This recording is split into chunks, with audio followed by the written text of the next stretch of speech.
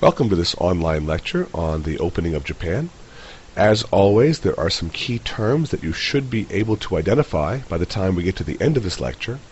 Also, think of the larger questions as you're watching this lecture, such as, what are the implications for the opening of Japan for the Japanese government and for the Japanese social system? Anyway, let's get started. Before we get into the new material, perhaps we should review some of the key ideas that will play into the opening of Japan. The Sokoku policy, which meant chained country, was in place in Japan from 1635 until 1853. Chained country simply means that Japan had chosen to isolate itself from the rest of the world. They did not allow trade with the rest of the world, nor did they allow foreigners to come into their country. It even went further than that, however. They also did not allow their own people to leave Japan. Now, there were some exceptions to this. For example, the Chinese and the Koreans did enjoy a limited relationship with the Japanese, and the Dutch also were allowed to trade with the Japanese under very, very strict restrictions. But that was it. The rest of the world was closed to Japan. The impact of all of this was that by the middle of the 19th century, Japan was basically a country frozen in the Middle Ages. While the rest of the world evolved and changed, Japan did not. I mean, think about it. What things might the Japanese have missed during the period 1635 to 1853? For one thing, they missed the Enlightenment. They also missed the Industrial Revolution and the growth of capitalism. These things are all going to have an impact on Japan once they are opened up to the rest of the world. The Sokoku policy will end in 1853, when a fleet of black ships belching smoke show up in Tokyo Bay. On this day, Japan will face a decision: change or be conquered. Now, we also need to understand a little bit about what drove Matthew Perry to show up in Japan in 1853. Why was he there? We need to understand, if we're going to understand this, I should say, we need to understand a philosophy that had grown very popular in the United States at this period of time. That philosophy was known as Manifest Destiny. Manifest Destiny is the belief that the United States, America, has a God-given right to dominate the North American continent from Atlantic to Pacific. Some even argued that that God-given right extended to the entire Western Hemisphere, from pole to pole. Now, Manifest Destiny was not merely a slogan. It was a plan that Americans put into action. The conquest of Native American lands was one example. Another was the Mexican War, which added most of Mexico's northern provinces to the United States. Moreover, American trading ships at this period of time were also roaming across the world, especially across the Pacific Ocean, in a very, very profitable trading relationship with China. These ships, many of which were now coal-driven, needed places to stop, to refuel, and to stock up on fresh food and water. Japan would be a very, very convenient stopping place if only they could get Japan to open up to the rest of the world. Matthew Perry, a Commodore in the United States Navy, was assigned the task of trying to convince the Japanese to open up to the rest of the world. Perry left the United States in 1852 and arrived in Japan in 1853. Now, the Tokugawa government agreed to meet with him, but only in the city of Nagasaki, where the Dutch had long traded with the Japanese. Perry refused and ordered his ships to proceed on to Tokyo. The Japanese had hastily built defenses in Tokyo to keep Perry out, but really most of these defenses were false. For example, they had created a line of false cannon that were actually made out of wood that were meant to fool possible invaders. Perry was not fooled, however, and he ordered his very modern fleet of steam-powered warships to land at Tokyo. The Japanese government hastily agreed to meet with him. This painting reflects the American view of the landing at Tokyo. This, you can see in this painting, sort of a very heroic, very colorful picture of this landing to some extent. The Americans are in their dress blue uniforms. It's all very orderly. The flags are flying. It's a very beautiful and patriotic and heroic scene. The Japanese saw things a little differently, however. Here is one drawing of Matthew Perry that was drawn shortly after his arrival in 1853. Look at this drawing. Examine it. What do you notice about the way the Japanese saw Matthew Perry? Here are other drawings also of Matthew Perry. Once again, give them a look. Try to see what you notice about them. How is Matthew Perry being depicted? Perry returned to Japan in March of 1854, where he convinced the Japanese to sign the first trade treaty with the United States. This is the Treaty of Kanagawa. And this treaty is a relatively reasonable document. It promised perpetual peace between Japan and the United States, and it also convinced the Japanese to allow American ships to call at 2 ports in Japan where they could take on supplies. Remember, that was one of the things that had driven Perry to Japan in the first place, a place for American ships to stop and replenish their supplies of food, water, and coal. American sailors would be allowed to travel within an 18-mile radius of those 2 ports. So, I mean, again, Americans would not be allowed to travel across the country, but they would be allowed to travel at least somewhat within a restricted radius of those 2 ports. Finally, an American ambassador would be sent to Japan. This would be the first time the Japanese would have such a relationship with a Western nation. It wasn't long, however, before the United States decided that given its military advantage over the Japanese, the Treaty of Kanagawa was not acceptable any longer.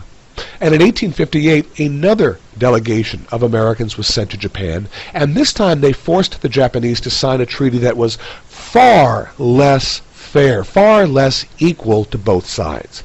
This is the Harris Treaty of 1858. And this treaty opened up the ports of Yedo, or Tokyo, Kanagawa, Osaka, Kobe, Nagasaki, and Niigata to American trade. So the first treaty, remember the Treaty of Kanagawa opened up 2 ports to American trade. Now we have 1, 2, 3, 4, 5, 6 ports that are being opened to American trade. Moreover, and this is probably a greater insult to the Japanese, is the second part of this treaty, which placed limits on Japanese tariffs on American goods. Tariffs, I hope you understand, are taxes that a nation places upon goods that are imported into their country from other countries.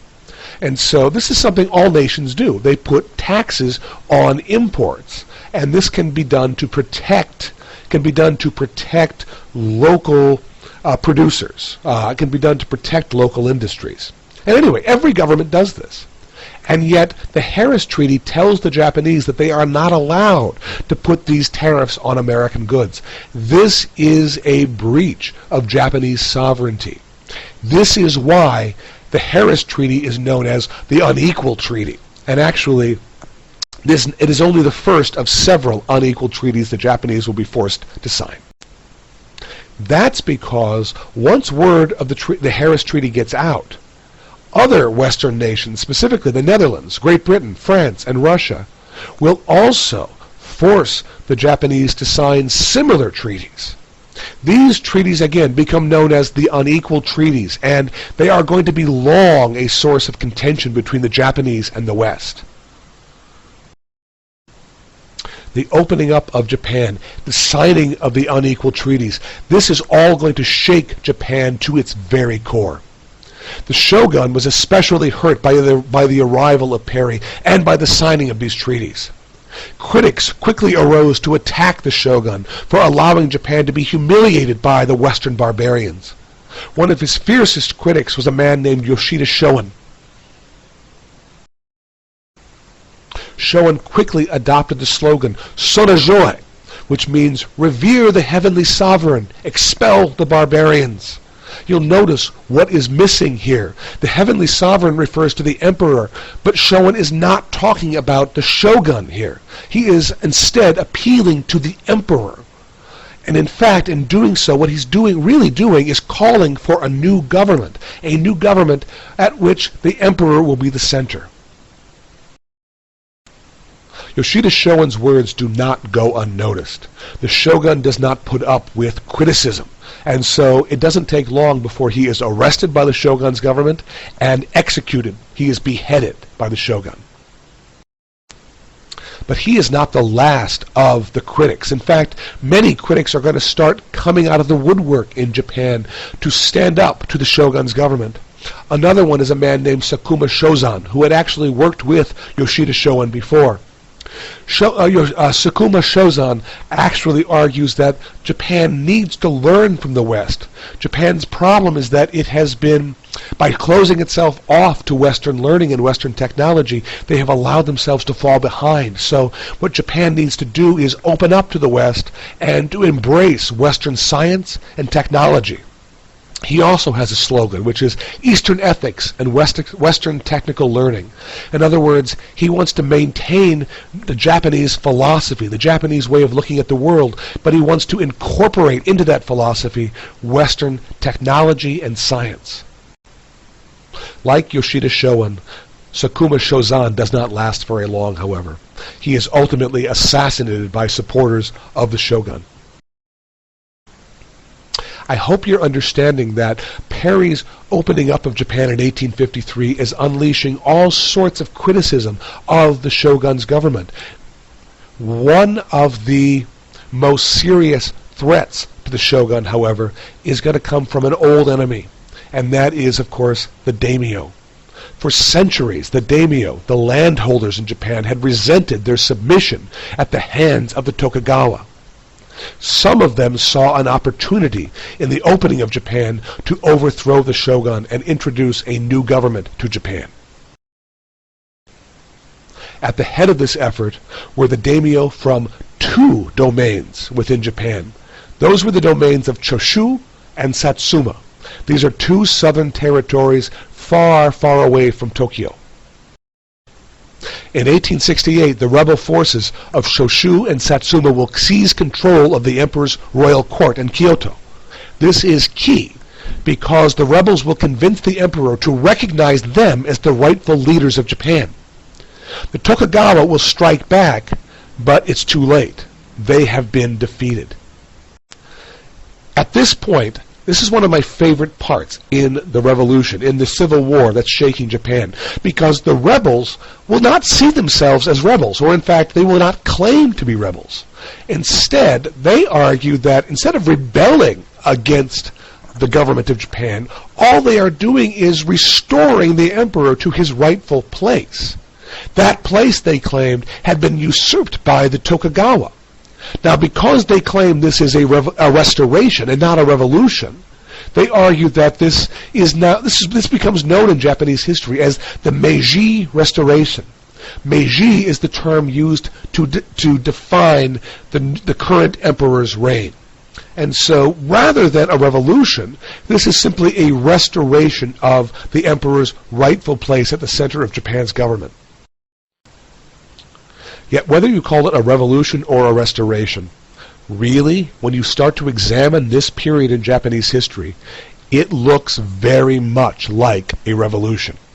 Nearly every element in Japanese society will feature change over the next 10 to 40 years.